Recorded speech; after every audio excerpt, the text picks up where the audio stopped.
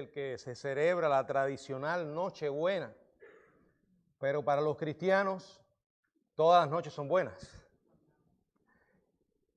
Y más las mañanas, porque las misericordias de Dios son nuevas cada mañana. Y en esta mañana estamos agradecidos por la misericordia del Señor y continuando con esta serie de mensajes basado en los personajes de la Navidad, hemos querido hablar de los ángeles y los pastores y especialmente el mensaje de las buenas nuevas. Padre, gracias por la bendición de estar aquí reunidos en tu nombre. Gracias por tu gloriosa presencia en medio nuestro. Gracias por tu palabra en la cual nos revela, Señor, tu voluntad y es luz para andar en el camino de la vida cristiana.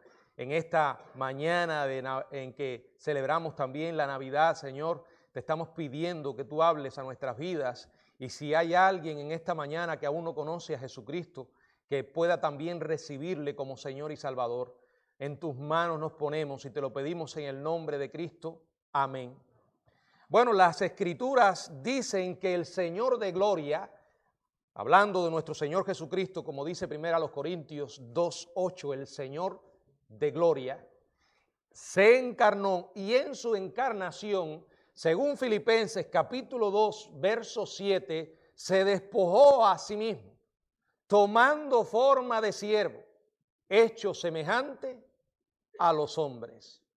Es paradójico, grandemente paradójico, que el nacimiento más extraordinario de la historia sucediera bajo las circunstancias más incomprensibles, indescriptibles y humildes que podamos imaginar. Jesús nació en un comedero de animales, en un lugar donde se guardaban los animales, aquellos que eran albergados o se alojaban en un albergue público. Nadie en el apacible pueblito de Belén se dio cuenta de lo que había ocurrido, excepto los padres del niño. Repito, el acontecimiento más extraordinario, más importante, sin embargo, que ocurriera en las circunstancias, como dije, más incomprensibles e indescriptibles y humildes que pudo ocurrir. Pero todo estaba a punto de cambiar. El silencio relacionado con el nacimiento del Salvador se rompería de la manera más dramática. El tema de este pasaje se halla en la declaración del ángel, específicamente en el verso 11, donde dice: os ha nacido hoy un Salvador. Un Salvador. Aquel nacimiento fue el nacimiento de un Salvador.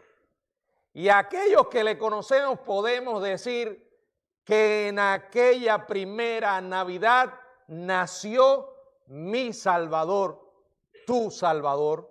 El anuncio angelical de su nacimiento estableció desde el principio el propósito de la vida y el ministerio de nuestro Señor.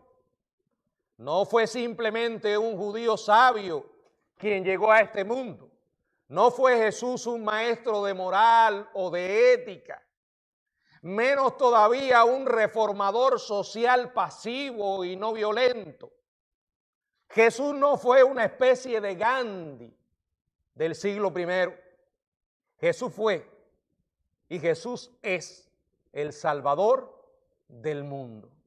Como dice la palabra en Lucas 19:10, que vino a buscar y a salvar lo que se había perdido. Por eso tenemos esperanza. Por eso la Navidad para nosotros es una época de gozo que es mucho más profundo que la alegría superficial basada en emociones que mucha gente siente en esta época. El gozo para nosotros nace de una persona, Jesucristo. La Navidad no es santa. La Navidad no es dar y recibir regalos. Hoy mucha gente celebra la Navidad, repito, sin la más mínima idea de lo que realmente implica, de lo que realmente significa. Acá en los Estados Unidos, con dolor, estamos viendo cómo la Navidad ha sido sustituida por Santa. En todas partes está allí el viejito de la barba, al que la gente le piden regalos. Estaba mirando la foto de un auto que le pusieron un sticker en la parte de atrás que decía: Santa, en esta Navidad no quiero que me des regalos, con que te lleves a Biden es suficiente.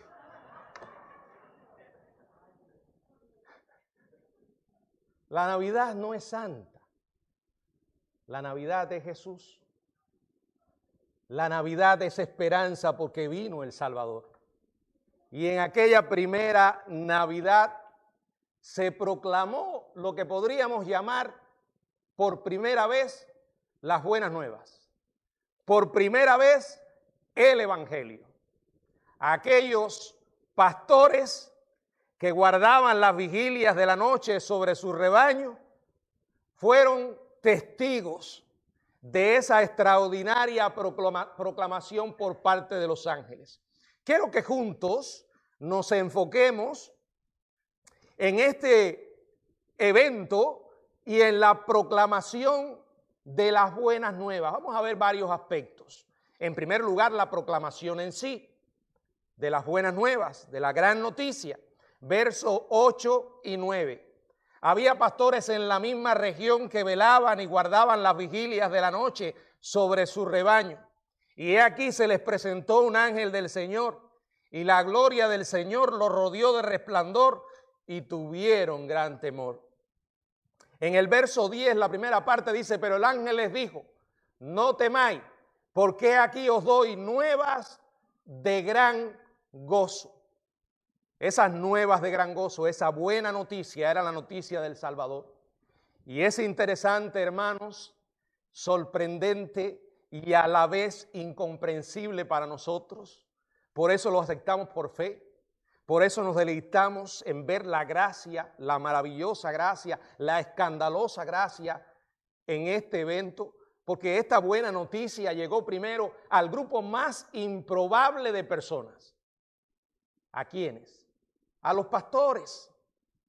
Los pastores estaban prácticamente en lo último de lo que se consideraba la escala social o la escalera social.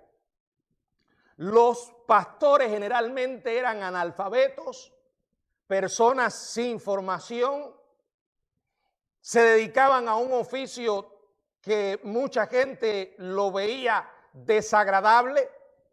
Ellos cuidaban ovejas y las ovejas requerían el cuidado los 7 días de la semana. Los pastores entonces no podían cumplir con las regulaciones humanas acerca del día de reposo que habían sido desarrolladas por los fariseos. No podían guardar el día de reposo, no podían guardarlo de la manera en que estos fariseos habían convertido este día. En consecuencia, cuando veían a un pastor, estaban viendo a alguien que violaba continuamente las leyes religiosas establecidas por ellos. Cuando miraban a un pastor, estaban mirando a alguien ceremonialmente impuro. Piénselo, fue a estas personas las que Dios soberanamente eligió para darle esta gloriosa noticia. Los pastores estaban cuidando sus ovejas en la región de alrededor de Belén, a casi 10 kilómetros al sur de Jerusalén. Dice la palabra que velaban y guardaban las vigilias de la noche sobre su rebaño. Las ovejas se sacaban a los campos durante el día. Por las tardes eran transportadas a los rediles, porque así era más fácil para los pastores realizar su trabajo. Podían entonces turnarse para vigilar durante toda la noche el rebaño.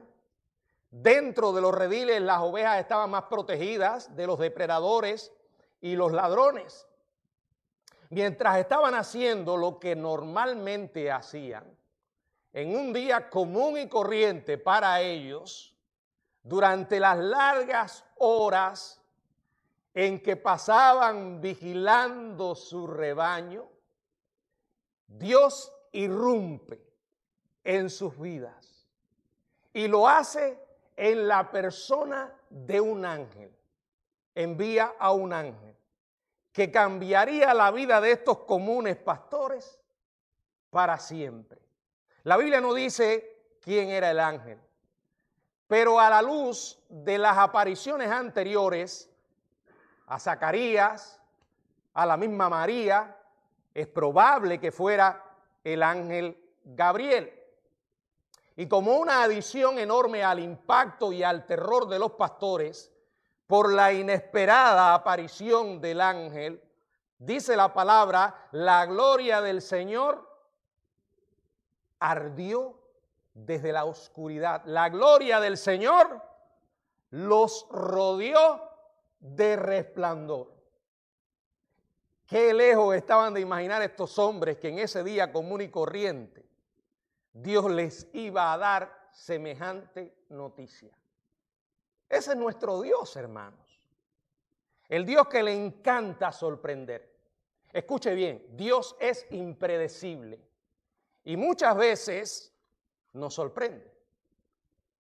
A veces con peticiones extraordinarias como la que le hizo a Abraham. Toma a tu hijo, tu único hijo, llévalo al monte, sacrifícalo en holocausto. O con noticias maravillosas como en este caso. Lo cierto es que Él es Dios y no nos va a pedir permiso para hablar a nuestras vidas cuando Él lo desee. De modo comprensible, estos hombres, dice la palabra, que tuvieron gran temor. Cualquiera que vea a un ángel le sucedería lo mismo. Y sobre todo, como este ángel estaba acompañado de la gloria del Señor, es obvio el terror de los pastores. Pero el ángel les da un mensaje que dice, no teman, porque con razón estarían aterrados. No teman. El miedo forma parte de nuestra experiencia humana. Desde que entró en la historia el pecado, con el pecado entró el miedo. Dios le dijo a aquella primera pareja, ¿dónde están? Y respondieron, tuve miedo y me escondí. Ahora aparece Dios diciendo, no teman. El mundo produce miedo, temor. El Señor nos ayuda a vencer el temor porque nos revela quién es Él. Nos revela además el control que Él tiene de este mundo. Nos revela en esencia el amor extraordinario que tiene por nuestras vidas y que no importa lo que ocurra, no tenemos que temer. Si Dios es por nosotros, ¿quién contra nosotros?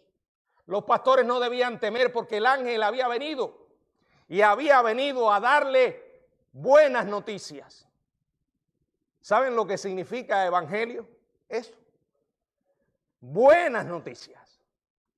La gente anhela buenas noticias. Algunos se pasan la vida añorando que le digan, te sacaste la lotería. O no sé, alguna otra buena noticia, te convertiste en millonario porque una tía que no sabías que tenía, falleció y te dejó toda la herencia. Para la gente esas son las grandes y buenas noticias. Pero aquí está hablando de las noticias más extraordinarias que la humanidad, escuche bien, ha escuchado jamás y escuchará. No hay noticia como esta. Fíjense, no teman porque les voy a dar nuevas de no gozo, gran gozo. Y hay gran gozo por saber que el Señor ha perdonado nuestros pecados. Hay gran gozo en reconocer que el mayor de todos nuestros problemas tiene solución. Dios ha dado esa solución en Jesucristo. Su mensaje no era un mensaje de juicio, era un mensaje de esperanza.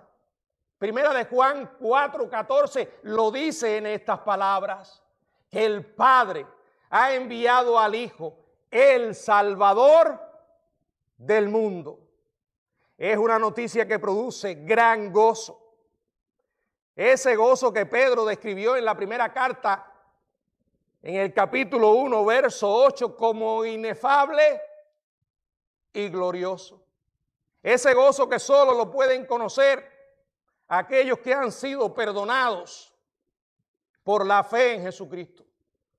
Si usted no ha experimentado esto, no lo puede entender.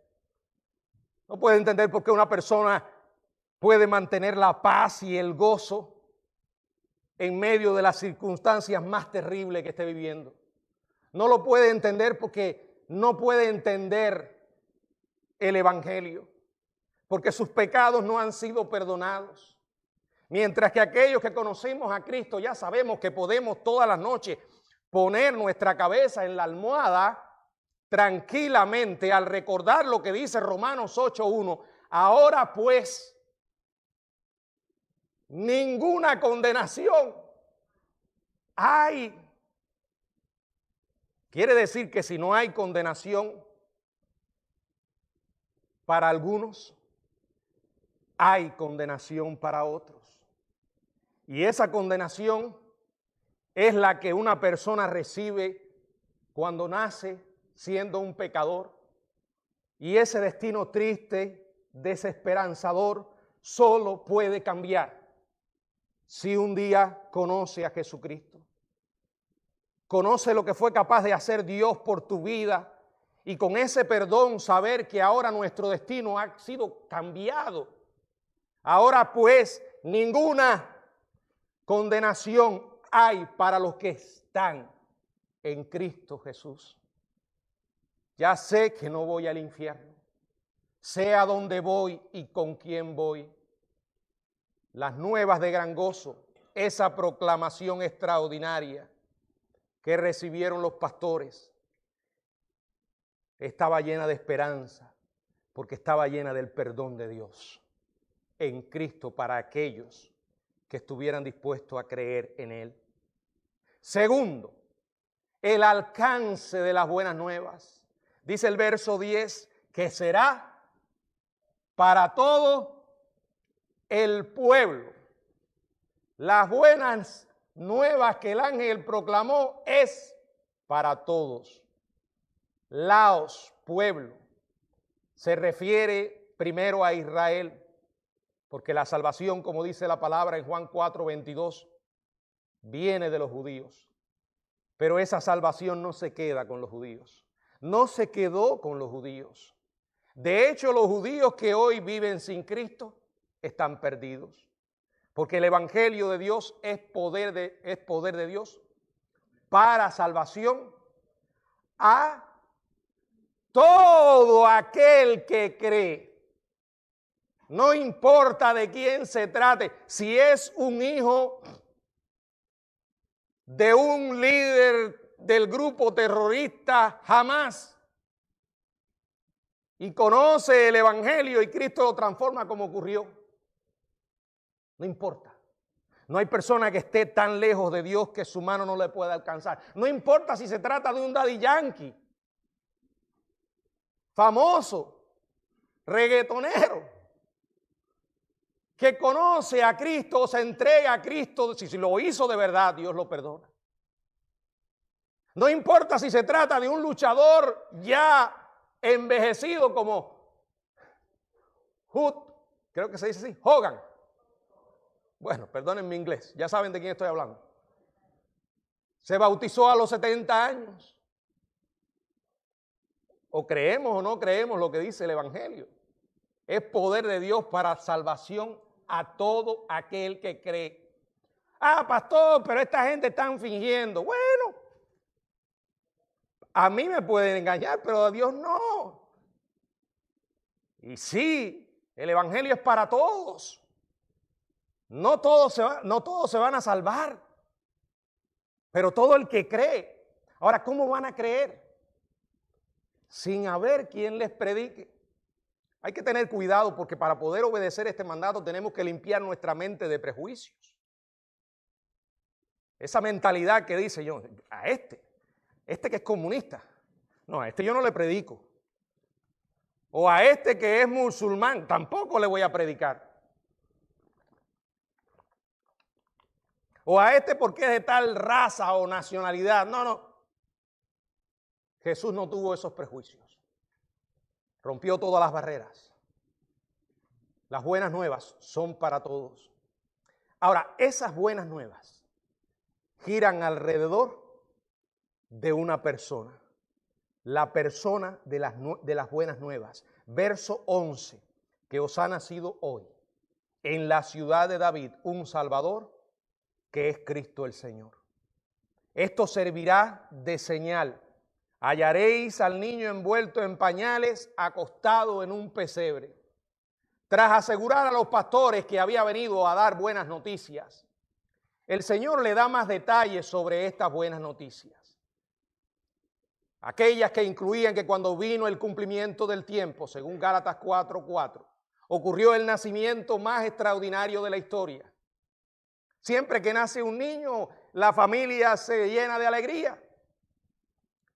Pero jamás ha ocurrido un nacimiento como este. Sucedió en el más improbable de los lugares. Piense esto. El mensaje se le dio a las personas más improbables. Nació en el lugar más improbable, la ciudad de David, específicamente una diminuta y prácticamente desconocida aldea, la aldea de Belén,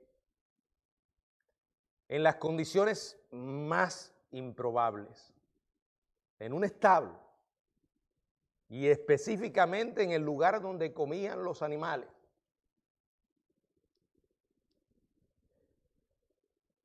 Es una historia muy familiar. Y por ser tan familiar, creo que puede perder un poco el impacto de hasta dónde fue Dios para salvarnos. Si alguien merecía todas las atenciones del mundo y los cuidados del mundo, ese era el Hijo de Dios. Y que Dios se humillara a venir en semejantes circunstancias. Pero ese fue solo el comienzo. Mire la vida de Jesús. Mire cómo vivió. Por favor, por un momento considera la forma tan terrible en que murió. Considera la manera como fue tratado el Hijo de Dios. A Jesús lo colgaron allí en una cruz totalmente desnudo. Cuando llega la semana de resurrección y pasión, siempre ponen a un Jesús allí con una ropa interior. Pero la realidad es que lo colgaron desnudo, después de haberlo humillado hasta el extremo. Sinceramente, no, usted no me puede decir a mí que usted entiende eso. Sí, lo aceptamos. Pero nuestra mente humana no puede comprender cómo Dios fue capaz de llegar a tal extremo para convertirse en nuestro Salvador, el Salvador de nuestros pecados. Mucha gente hoy cuestiona a Dios cuando ocurren cosas terribles, que ocurren muy a menudo. Accidentes donde mueren personas que según nuestra perspectiva no debían morir. Tragedias a través de huracanes y terremotos. Víctimas de actos terroristas que no tenían nada que ver con ese odio. Criaturas inocentes como bebés que son asesinadas de la manera más brutal que la mente pueda imaginar. Sé que en medio de todas esas desgracias la gente pregunta, ¿y Dios? ¿Dónde está Dios? ¿Se quedó dormido el Dios de los cristianos? ¿Le importa tan poco lo que ocurre que no hizo nada? Primero, tenemos que entender que vivimos en un mundo pecador y que la maldad nunca sale del corazón de Dios. Las razones por las que en unos casos Dios interviene y en otros no lo sé. Si algo he aprendido en estos años que llevo en el andar de Cristo, es una y otra vez decir no lo sé. No tengo todas las respuestas. Pero lo que sí puedo decirte es que Dios hizo todo para que el hombre no viva de esta manera. Dios ya dio una respuesta al sufrimiento y al dolor humano. En las palabras de la Biblia dice que no escatimó. Dios ofreció a su Hijo en las condiciones más terribles. Mire, si usted y yo hubiésemos escrito la Biblia y se nos hubiera ocurrido una historia como la del Evangelio, créanme que el Evangelio que usted y yo hubiésemos escrito no sería igual. Para empezar, no habría nacido Jesús en esas condiciones. Y segundo, tampoco habríamos permitido que muriera de la manera en que murió. Y que fuera tratado de la forma en que fue tratado. Mucha gente dice, ¿y por qué Dios manda a la gente al infierno? En primer lugar, el hombre va al infierno por su propia decisión. Y en segundo lugar, cuando tú entiendes contra quién estás pecando y todo lo que Dios hizo para salvarte, escúchame bien, tiene todo el derecho para condenarte. Desgraciadamente, la Navidad es una época que mucha gente la ha convertido en algo tan superficial. Las presentaciones del Evangelio se han ido ensombreciendo con ideas raras. El Jesús que la gente hoy escucha es aquel que, como una especie de genio de la lámpara, está dispuesto a venir como un servil criado a concederle todos los caprichos al hombre. El Jesús que la gente hoy ha escuchado, porque en muchos lugares es el Jesús del que se predica. Es aquel que vino para que tú seas feliz en medio de tus problemas, en medio de la insatisfacción matrimonial, en medio de los problemas, de los trabajos. Él vino a rescatarte para que pudieras salir de ese debilitante hábito que no puedes vencer por tu cuenta. Él vino para darte una sensación de propósito en la vida. Escuche, todas estas cosas vienen como consecuencia de la salvación. Son subproductos de la salvación. Pero esa no fue la razón por la que Cristo vino. Esa fue la intención principal del Hijo de Dios. El verdadero problema de la humanidad, de la cual todos estos aspectos son síntomas, el problema que tenemos se llama pecado. El mensaje verdadero del Evangelio es que Jesucristo vino al mundo para rescatar a las personas del pecado y la culpa. Y cuando yo entiendo hasta dónde Dios fue capaz de ir para salvarme del pecado, y por cierto, el que define el pecado es Dios, no voy a estar de acuerdo con que un payaso llamado Papa diga, los sacerdotes pueden darle su bendición a las parejas del mismo sexo. Bueno, y para quedar bien con Dios y con el diablo, no es en el matrimonio, fuera del matrimonio. Usted no puede bendecir lo que Dios condena. Lo que es pecado es pecado. Y no es un capricho. Si esto no tiene importancia, yo hago la gran pregunta, ¿para qué vino Jesús? ¿Para qué se humilló? Entonces, ¿para qué sufrió el Hijo de Dios? No se engañe, no hay felicidad en la desobediencia, hay dolor, hay tristeza. La Biblia dice un Salvador, Cristo, el ungido, el Mesías, Cristo el Señor, porque Él es Señor, nació en esas condiciones, pero era el Hijo de Dios. Es el Señor. Y cuando está diciendo que es el Señor, está diciendo Él es Dios. Aquel que nació en esas condiciones era Dios manifestado en carne. No importa lo que el hombre se imagine acerca de Jesús. No importa cuántas creaciones se formen sobre la persona de Jesús. Él dijo estas palabras en Juan capítulo 8, verso 24. Si no creéis que yo soy, en vuestros pecados moriréis. ¿Saben lo que quiso decir Jesús? Que tenemos que creer en quien Él dijo, o sea, lo que Él dijo de Él, lo que declaró ser, quien declaró ser. Él declaró ser el Hijo de Dios, el Salvador del mundo. Usted puede creer cualquier clase de tontería sobre Jesús, pero si no cree en que Jesús es Dios, y como Dios murió por sus pecados y ofreció un sacrificio total, perfecto, dice, estás perdido. ¿De dónde saco eso? Del libro de Dios, de la Biblia. Ahora el ángel le dio a los pastores una señal. Le dijo, hallaréis al niño envuelto en pañales, acostado en un pesebre.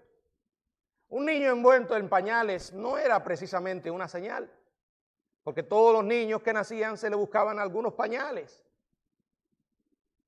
Pero la otra parte, acostado en un pesebre. Las madres judías de manera general no ponían a sus bebés recién nacidos en un pesebre. Al darle esta señal a los pastores, estaban reduciendo la búsqueda. Piénselo, unas pocas palabras. El niño, Cristo el Señor, envuelto en pañales y acostado en un pesebre. Acerca de esto es lo que Pablo escribió a Filipenses en el capítulo 2, verso 7. Tomando forma de siervo. Qué tremendo. También podemos ver aquí el propósito de las buenas nuevas. Dice del verso del 15 al 21 de Lucas capítulo 2.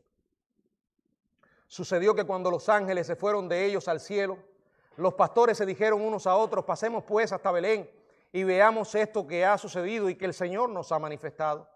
Vinieron pues apresuradamente y hallaron a María y a José y al niño acostado en el pesebre. Y al verlo dieron a conocer lo que se les había dicho acerca del niño. Y todos los que le oyeron se maravillaron de lo que los pastores le decían. Pero María guardaba todas estas cosas meditándolas en su corazón. Y volvieron los pastores glorificando y alabando a Dios por todas las cosas que habían oído y visto como se les había dicho. Y dice el verso 21, cumplidos los 8 días para circuncidar al niño, le pusieron por nombre Jesús, el cual había sido puesto por el ángel antes que fuese concebido. No se sabe cuánto tiempo los ángeles tardaron en irse, pero finalmente regresaron al cielo para reanudar su alabanza y adoración delante del trono de Dios. Cuando los ángeles se van al cielo, los pastores inmediatamente comenzaron a analizar lo que acaban de presenciar y lo que debían hacer, porque no es solo saber lo que es la Navidad, lo que son las buenas nuevas. Probablemente usted esté aquí y ya tiene la información. Mi pregunta es, ¿qué vas a hacer con lo que conoces? ¿Qué vas a hacer? Aunque el ángel no les había ordenado específicamente que lo hicieran, dice que se dijeron unos a otros, pasemos pues hasta Belén y veamos esto que ha sucedido y que el Señor nos ha manifestado. Imagínense, después de escuchar semejante noticia, querían ir a Belén lo más pronto posible. Después de encargarse del cuidado de las ovejas, los pastores vinieron pues apresuradamente y hallaron a María y a José y al niño. La zona tradicional del campo donde los pastores estaban vigilando sus ovejas está como a 3 kilómetros de Belén. Sin duda la noticia de algún nacimiento se habría extendido con rapidez de boca en boca, especialmente ya que María había dado luz en un lugar semipúblico. Acuérdense, aquellos pueblos eran pequeños. La gente, como decía hoy en la mañana, la gente no tenía que entretenerse, sino en contarse el próximo chisme. No había internet para que la gente perdiera el tiempo, o celulares, no.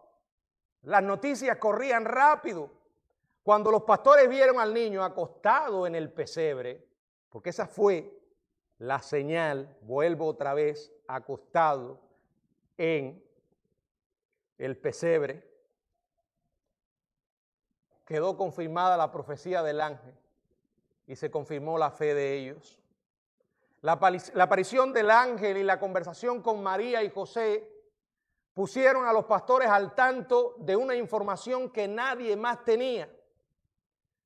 Su entusiasta respuesta fue que dieron a conocer lo que se les había dicho acerca del niño. No podían quedarse callados. No podían. Fueron por todas partes proclamando la noticia de que el Salvador, el Mesías, había nacido. Es más, los pastores fueron los primeros evangelistas en el Nuevo Testamento. La asombrosa naturaleza de su mensaje, junto con la avidez y el entusiasmo con que lo predicaron, logró su objetivo. Dice la palabra, y todos los que lo oyeron se maravillaban de lo que los pastores le decían. Por desgracia, entonces, igual que ahora, gran parte de ese asombro no produjo compromiso, simplemente curiosidad. Hay gente que escucha una y otra vez una historia bonita. La iglesia está llena de personas educadas, me tratan bien, la gente habla bonito, me siento relajado, pero nada más. Salen como entraron.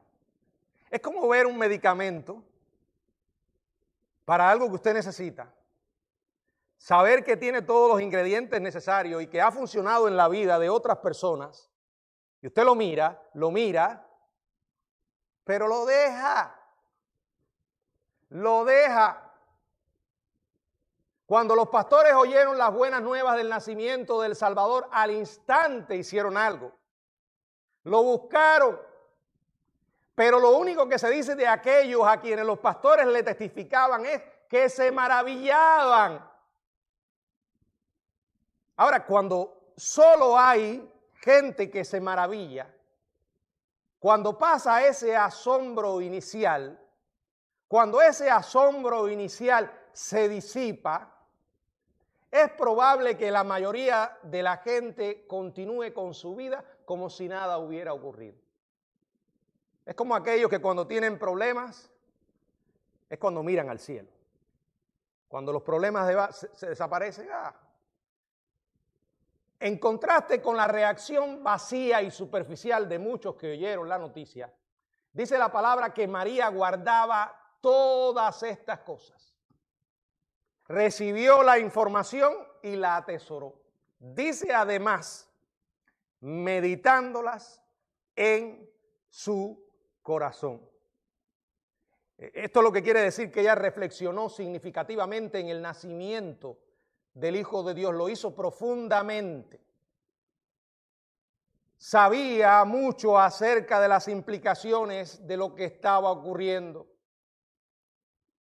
Además de los pensamientos normales que le pasarían por la mente como cualquier madre primeriza, María tenía muchas cosas en las que pensar. Pensaba en el propósito redentor de Dios, que fuera a enviar un Salvador, que esa redención vendría a un costo tremendo. Según Simeón, le advertiría después a María. Si usted lee en Lucas, en el mismo capítulo 2, en los versos 34 y 35, y los bendijo Simeón, y dijo a su madre María: he aquí, este está puesto para caída y para levantamiento de muchos en Israel, y para señal que será contradicha. Y una espada traspasará tu misma alma, para que sean revelados los pensamientos de muchos corazones. Una espada. Esta es una referencia indudable a la aflicción personal que María tendría que soportar al ver la agonía de su propio hijo. María sabía que su hijo había nacido para morir de una manera brutal.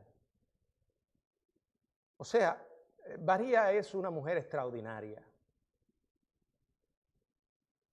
pero simplemente una mujer pecadora. Pero su ejemplo de obediencia es increíble, porque no solamente estuvo dispuesta a arrastrar el vituperio por salir embarazada en esas condiciones, sino que además tenía la información de que su hijo moriría. Años más tarde, esa misma madre iba a observar cómo su hijo agonizaba en una cruz, soportando la ira de Dios contra el pecado. Si usted es madre, por favor, intente imaginar la situación de María. Juan capítulo 19, la palabra del Señor dice en el verso 25 al 27, estaban junto a la cruz de Jesús su madre y la hermana de su madre, María, mujer de Cleofas, y María Magdalena. Cuando vio Jesús a su madre y al discípulo a quien él amaba que estaba presente, dijo a su madre: mujer, he aquí tu hijo. Después dijo al discípulo: he aquí tu madre. Y desde aquella hora el discípulo la recibió en su casa. Yo intento imaginar la agonía de María, el dolor.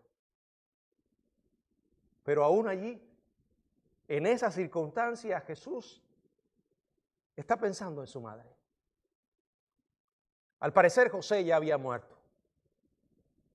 A sus hermanos no le podía encargar el cuidado de su madre porque no eran creyentes en ese momento. Por eso eligió a Juan. Lo que le dijo allí fue esto: Juan, cuida a mi madre. Cuida a mi madre. Yo intento imaginar la agonía y el dolor de María.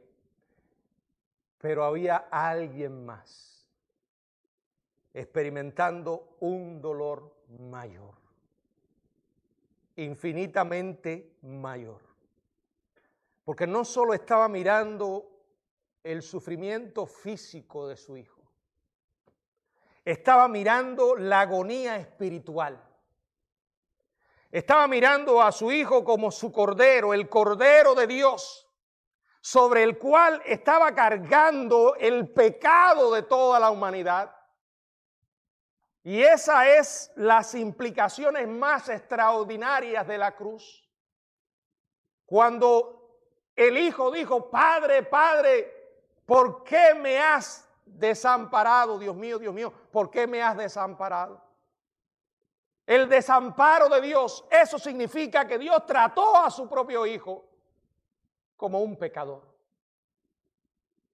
Lo trató de esa manera por ti y por mí. Lo que libró a Abraham cuando le pidió que sacrificara a su hijo y cuando ya estaba a punto de hacerlo, le dijo: Abraham, no lo hagas. No se lo quitó de encima a él. Lo vio allí, en aquella oscuridad.